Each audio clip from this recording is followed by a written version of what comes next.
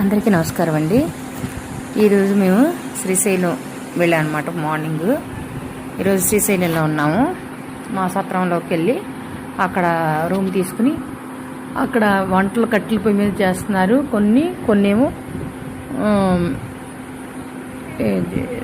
లోపల అన్నం వండే మిషన్ల మీద చేస్తారన్నమాట. కరెంటు మిషన్ల మీద, అదే బాయిలర్లు ఏమి ఉంటాయి కదండి, అలా అది వంటశాల ఒకసారి చూపిస్తున్నాను అనమాట.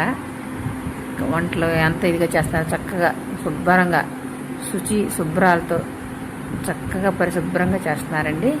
ఇక్కడ ఈ అమ్మాయిలందరూ కూడా చాలా బాగా చేస్తున్నారు. వాళ్ళు నేను వీడియో తీస్తుంటే మమ్మల్ని తీయండి అని చెప్పేసి అంటున్నారనమాట. యూట్యూబ్ ఛానల్లో పెడతానంటే పెట్టండి, మమ్మల్ని బాగా తీయండి, లోపల కూడా అంతా తీయండి అని చెప్పేసి అంటున్నారు.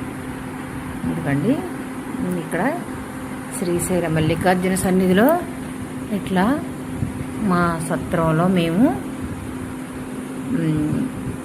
రూమ్ తీసుకుని అక్కడ మేము వస్తుంటే మల్లికార్జున దర్శించుకుందామని ముందుగా మా గురువు గారిని దర్శించుకుందామని వెళ్తుంటే ఈలోపు వంటలు చేస్తున్నారు.